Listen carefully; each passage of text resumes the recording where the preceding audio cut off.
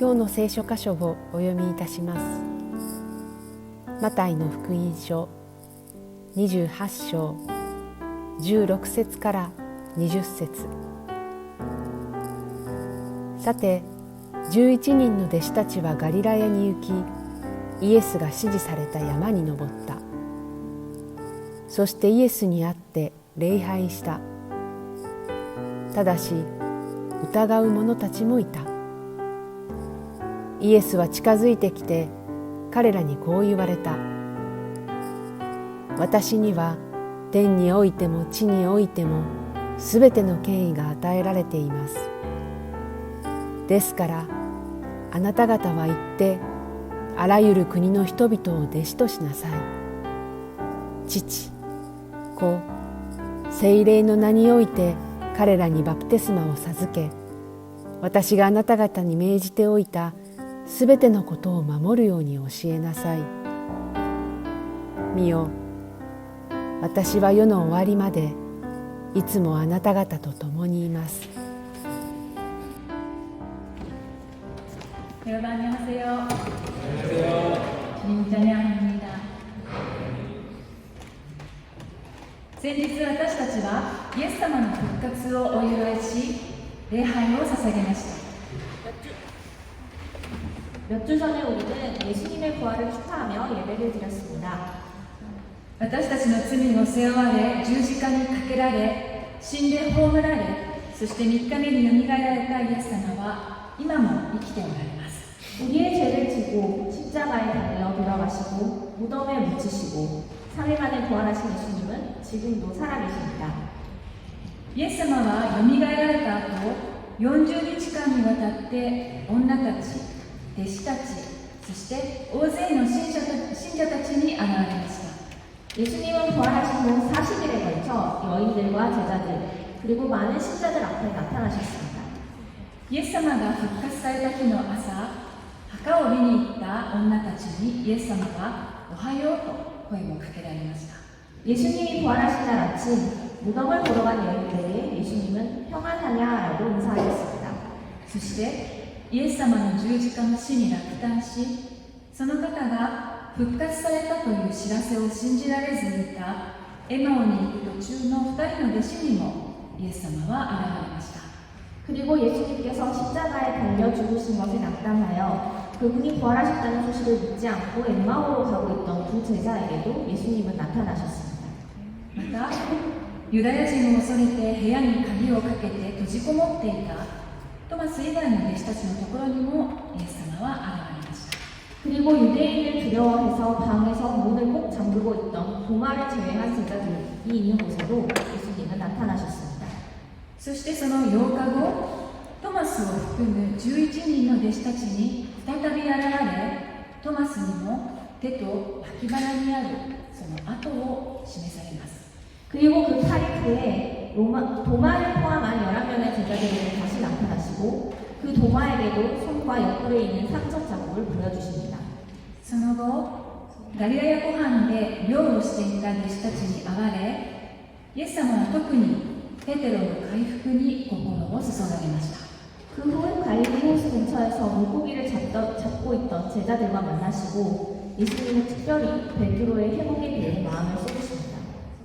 そしてコリント人への第一の手紙の15章では、イエス様が500人以上の信者たちに同時に現れたことが書かれています。 그리고 고린도전서 15장에는 예수님이 500명 이상의 신자들에게 동시에 나타나신 것이 기록되어져 있습니다. それらは聖書の福音書、使徒の働き、パウロ書簡に目撃情報として書かれています。 이는 성경의 복음서, 사도행전, 바울서간에서 목격 정보로서 쓰여져 있습니다. このようにイエス様はご自身がよみがえられたこと、今生きておられることを数多くの確かな証拠を持って示されました。 이렇게 예수님은 자신이 부활하셨다는 것을, 지금 살아계시다는 것을 많은 확실한 증거를 가지고 우리에게 보여주셨습니다. 今日は復活されたイエス様から与えられた命令、大宣教命令を通してイエス様の一番の関心事であること、この今私たちが生きている私たちに願われていることを共に学んでいきたいと願います。 오늘은 부활하신 예수님으로부터 받은 명령, 대선교 명령을 통해 예수님의 제1의 관심사이자 지금을 살아가는 우리에게 바라고 계신 것이 무엇인지를 함께 배워나가기를 소망합니다. 今日の箇所は先週のメッセージのイエス様と弟子たちの和解の食卓の後の出来事です。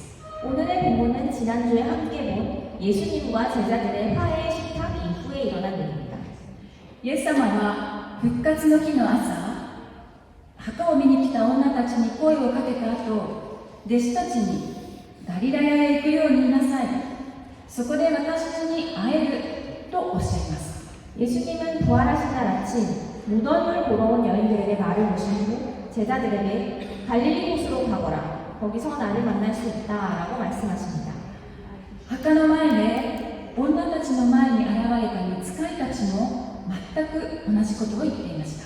무덤 앞에서 여인들에게 나타난 천사들도 똑같은 말을 하였습니다. イエス様はなぜ弟子たちにガリラヤへ行くようにと言われたのでしょうか。 예수님은 왜 제자들에게 갈릴리 곳으로 가라고 말씀하신 걸까요?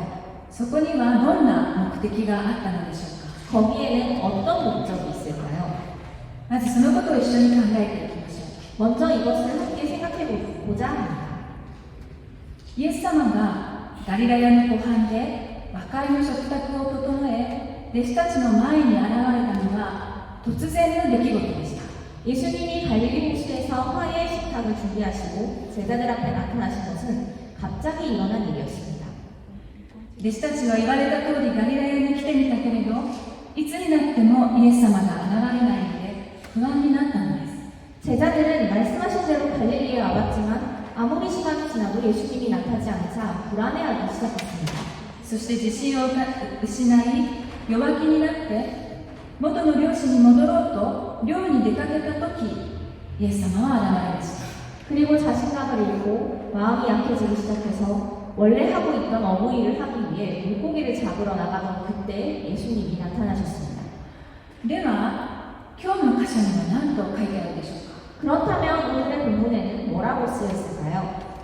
16節を見ると、イエスが指示された山とあって、ガリラヤで11人の弟子たちはあらかじめイエス様から次に会う場所を指示されていたことがわかります。 16절을 보시면 예수께서 지시하신 산에 이르러라고 쓰여져 있으며 갈릴리에서는 11명의 제자들이 미리 예수님께서 다음에 만날 장소를 지시해 주셔서 알고 있었을 것이다 라는 것을 우리는 알 수 있습니다.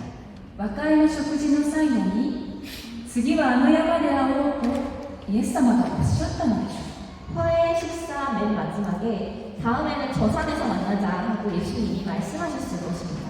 そして指示された通り、11人の弟子たちはその山でイエス様に会ってイエス様を礼拝しました。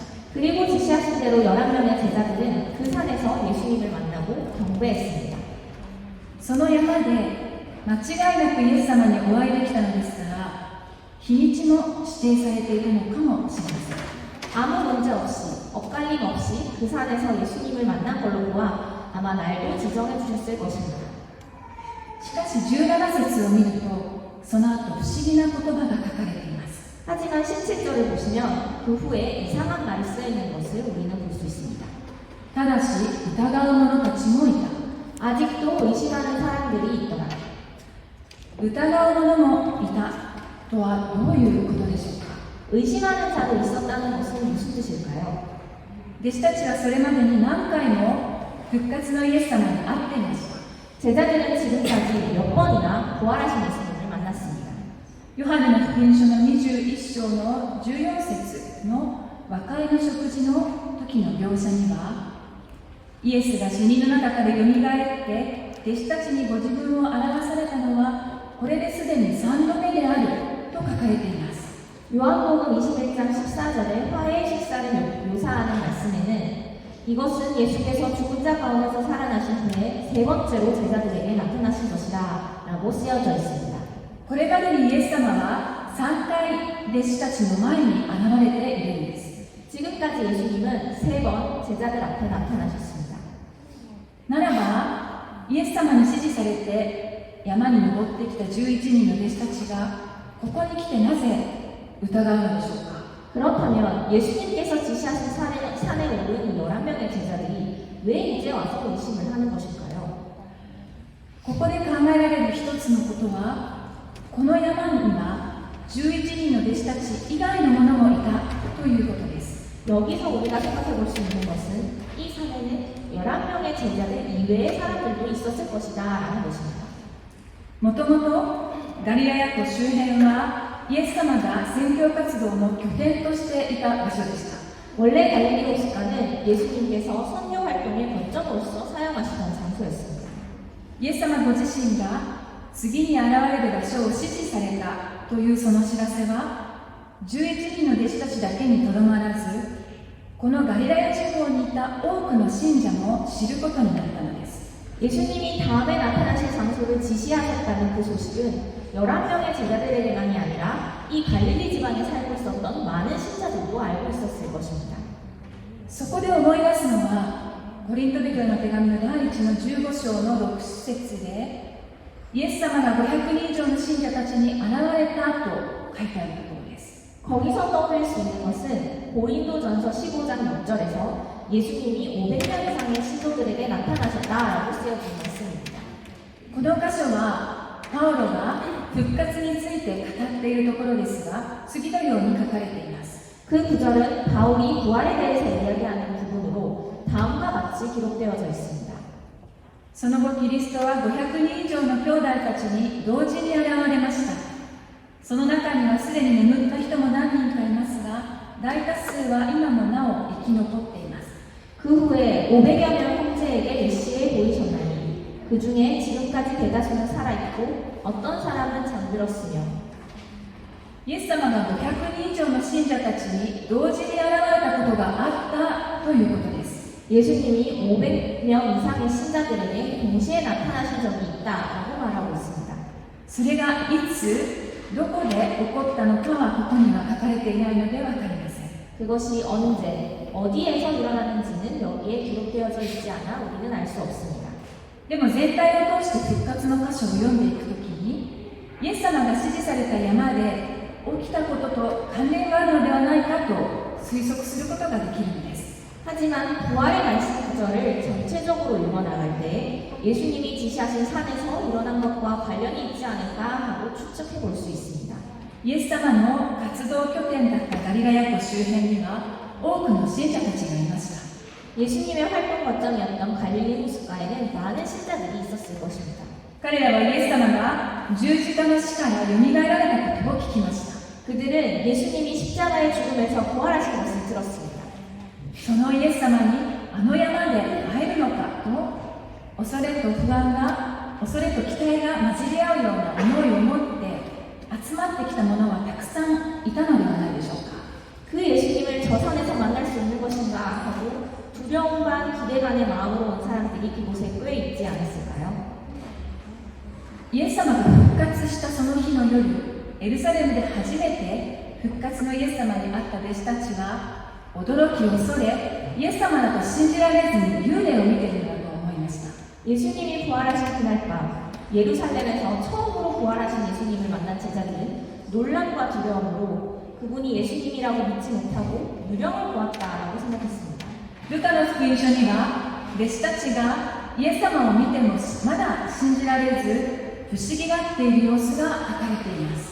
누가복음에는 제자들이 예수님을 보고도 아직 믿지 못하였다고 이상하게 생각하는 모습들이 쓰여져 있습니다.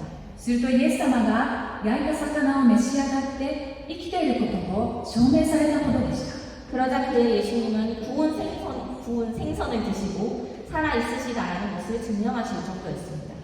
その時のようにこのガリラヤの指示された山で初めて復活のイエス様を見た者たちもいたのです。 그때처럼 이 갈릴리에서 지시하신 산에서 처음 부활하신 예수님을 본 사람들도 있었던 것입니다. だからマタイはその日初めてイエス様を見た者たちの中に疑う者たちもいたと描写したのではないでしょうか。 그래서 마태는 이날 처음 예수님을 본 자들 중에 의심하는 자들도 있었다라고 묘사한 것이 아닌가요? それはそこに11人以外の信者たちもいたことを知らせているんです。 이것은 거기에 11명 이외의 신자들도 있었다라는 것을 우리에게 알려주고 있습니다. ですからこれから与えられる大宣教命令とは11人の弟子たちだけに語られたことではなかったということがわかります。 그렇기 때문에 앞으로 하시는 이 대선교 명령이란 11명의 제자들에게만 하신 말씀이 아니라는 것을 알 수 있습니다. そこにいた11人の弟子たちにも、そしてその他そこに集まっていたイエス様を信じる信者たちにも語られたイエス様からの命令だったのです。 거기에 있던 11명의 제자들에게도 그리고 그 외에 그곳에 모여있던 예수님을 믿는 모든 사람들에게 하신 예수님의 명령인 것입니다. イエス様が御使いや女たちを通してガリラヤに行くように、そこで私に会えるとしつこく言われた目的は、イエス様がそのガリラヤで大宣教命令を与えたいと思われていたからなのです。 예수님이 천사나 여인들을 통해 제자들에게 갈릴리로 오라, 그곳에서 나를 만날 수 있다 라고 끊임없이 말씀하신 목적은 예수님이 그곳 갈릴리에서 대선교 명령을 주시기를 바라셨기 때문입니다. ガリラヤはイエス様が宣教の拠点とした町、そしてすでに多くの信者もいました。 갈릴리는 예수님이 선교의 거점으로 삼으신 마을이었으며 이미 그곳에는 많은 신자들도 있었습니다. そして11人の召された弟子たちのホームタウンでもあり、イエス様と和解させていただいた再出発の地でもありました。 그리고 그곳은 부르신 11명의 제자들의 홈그라운드이자 예수님과 화해한 재출발의 땅이기도 했습니다. イエス様はそのガリラヤで弟子たち、そして多くの信者に直接イエス様の強い思い、その命令を伝えたいと思われたのです。 예수님은 그 갈릴리에서 제자들에게 그리고 많은 신자들에게 직접 예수님의 강한 마음, 그 명령을 전하기를 바라셨던 것입니다.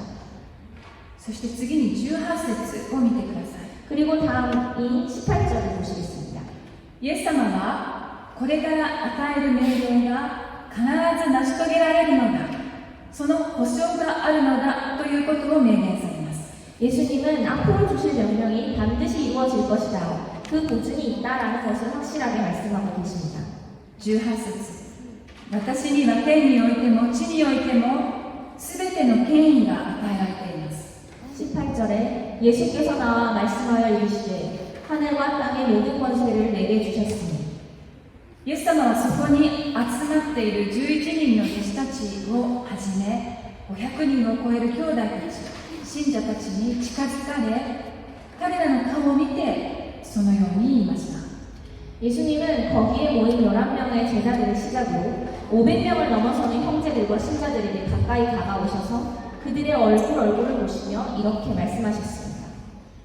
弟子たちはこの後イエス様から与えられる命令、世界を視野に入れたとてつもない大きな使命に仕えていくための知恵も資金も力も何も持っていませんでした。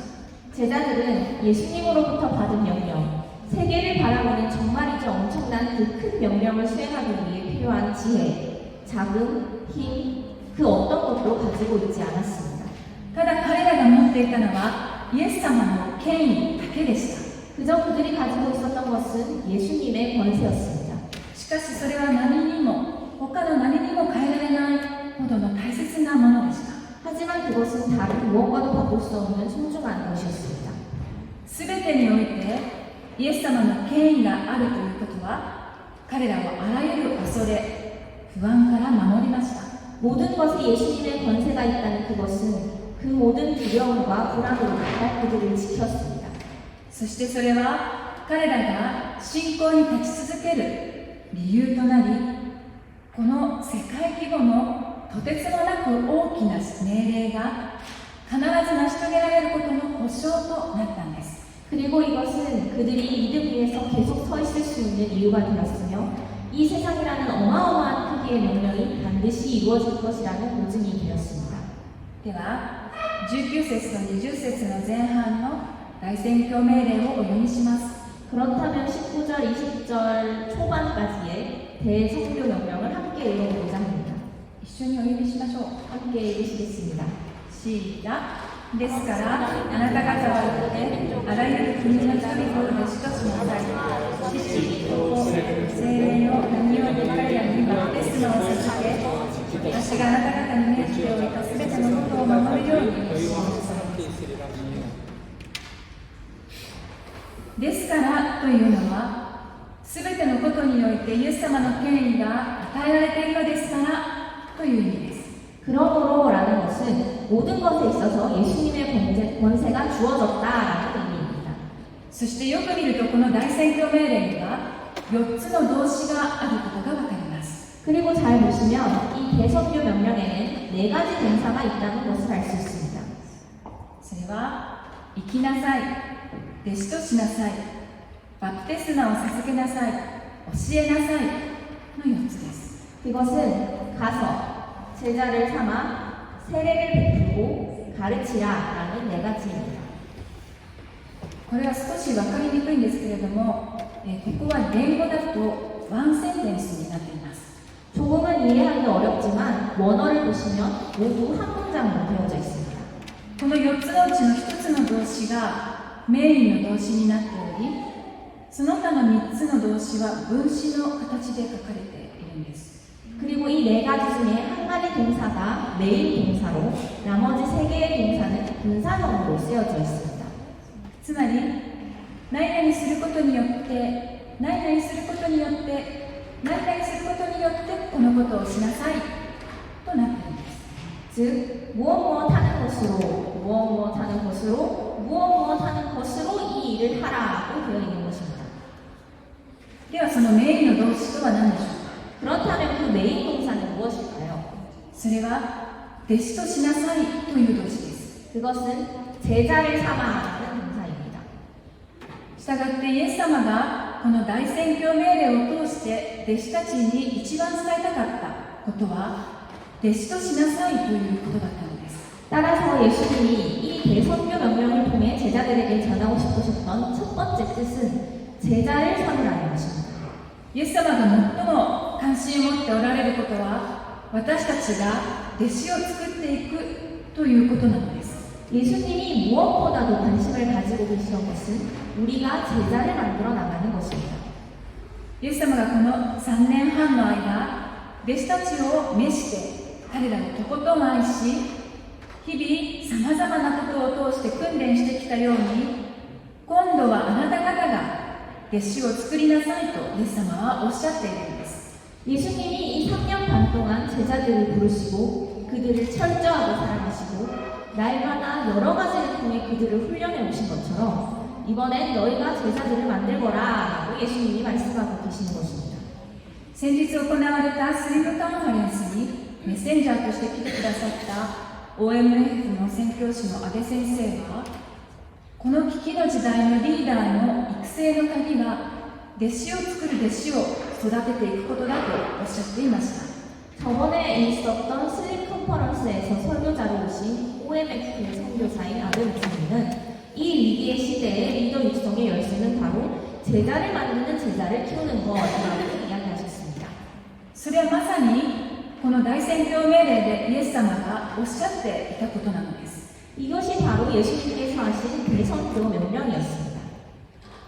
では弟子とはどういう人たちのことを言うのか。それは他の人の救いに関心を持っている人のことです。 그렇다면 제자란 어떤 사람을 말하는 것일까요? 그것은 다른 사람의 구원에 관심이 있는 사람을 말하는 것입니다. 自分が神様から受けた祝福と恵みを分かち合いたいと願い、他の人の救いのために行動する人です。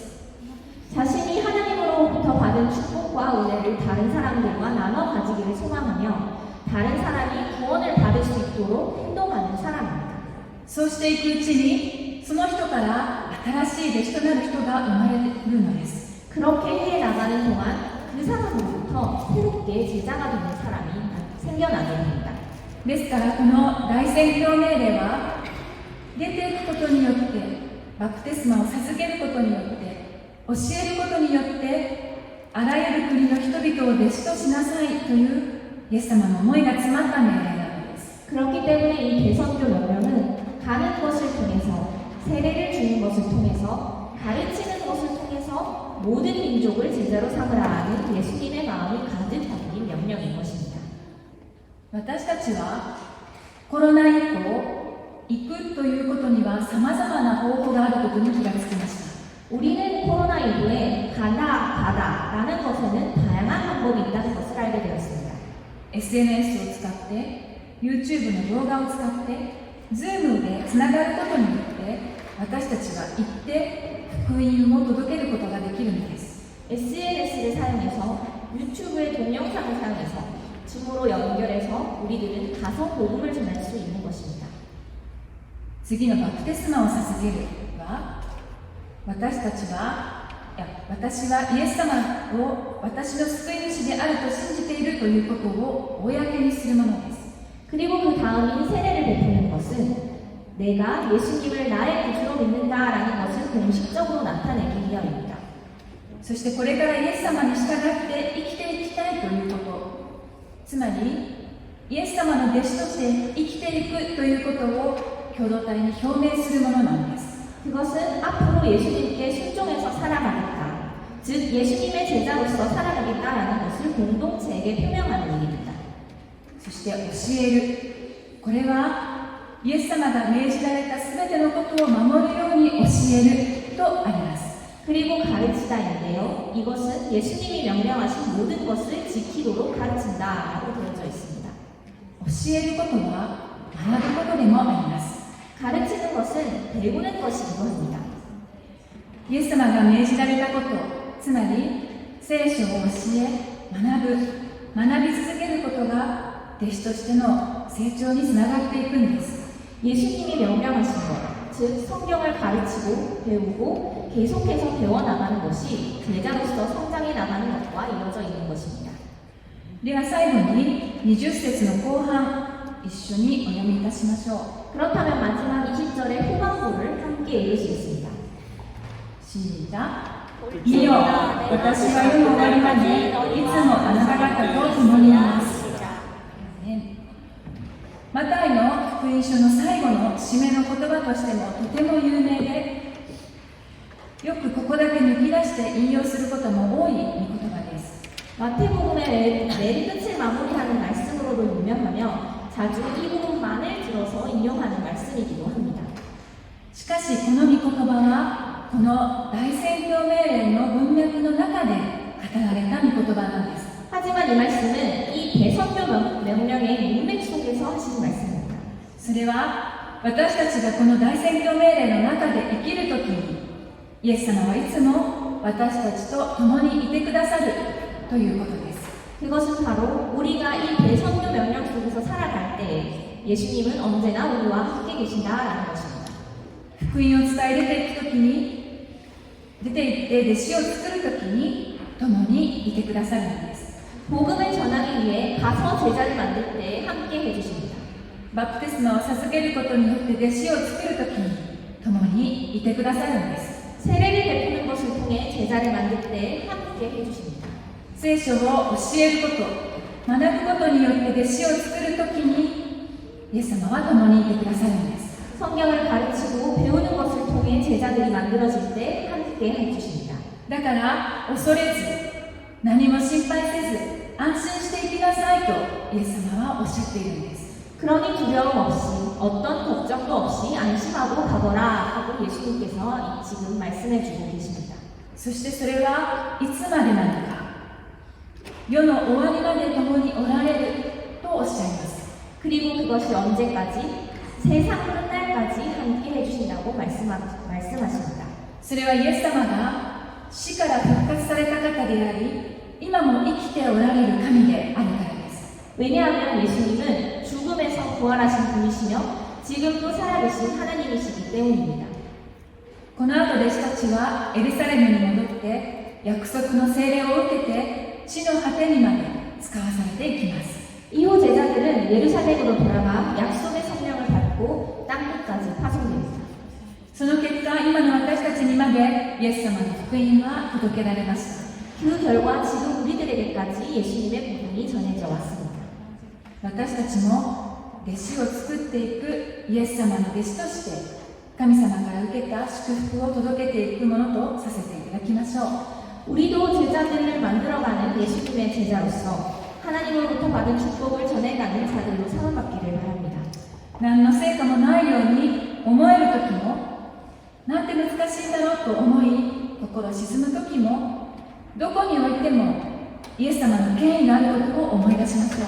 어떤 결과도 없는 것처럼 느껴질 때에는 이렇게 어려울 수가 있나 하는 마음에 기분이 가라앉더라도 그 어떤 곳에도 예수님의 권세가 있다는 것을 기억하시기 바랍니다. そしてそんな時、イエス様がいつも共におられるとおっしゃったことを忘れないで、励まされ力を得る私たちとさせていただきましょう。 그리고 그런 때에 예수님이 언제나 함께 하신다고 해주신 그 말씀을 잊지 말고 주님의 격려를 받아 힘을 얻어가는 우리로 삼아주시기를 바랍니다. 感謝してお祈りいたします。 감사드리며 기도하시겠습니다. 愛する天の父なる神様、あなたの皆を褒めたたえます。 사랑하는 하늘의 하나님 아버지, 당신의 이름을 송축합니다. よみがえられたイエス様が弟子たちに与えられたこの大宣教命令を今一度黙想します。 부활하신 예수님이 제자들에게 주신 그 대성교 명령을 지금 한번 묵상합니다. イエス様が愛した弟子たちがあなたの命令に生き、世界中に弟子たちが増えていって、イエス様の福音は今こうして私たちのところにまで届けられました。 예수님이 사랑하신 제자들이 당신의 명령에 순종하여 이 세상 속에서 제자들이 늘어나고 예수님의 복음이 지금 이렇게 우리들이 있는 곳까지 전해져 왔습니다. 私たちもイエス様から同じ命令を与えられている者たちです。 우리도 예수님으로부터 같은 명령을 받은 자들입니다. ならば私たちのうちで変わらなければならないことは何でしょうか。 그렇다면 우리 속에서 변화되어야 하는 것이 무엇인지 우리에게 알려주시옵소서. 忘れてはいけないことは何でしょうか。 잊으면 안 되는 것이 무엇인지 우리에게 알려주시옵소서. どこにおいてもイエス様の権威を認め、共におられるイエス様に信頼して、イエス様の弟子として生きる私たちの歩みをどうぞ祝福してください。 어디에서나 예수님의 권세를 인정하고 함께 계신 예수님을 신뢰하며 예수님의 제자로서 살아가는 우리의 걸음걸음을 축복하여 주시옵소서. 感謝して愛する私たちの救い主、よみがえられたイエス・キリストのお名前を通してお祈りいたします。 감사드리며 사랑하는 우리 구주 부활하신 예수 그리스도의 이름으로 기도드립니다.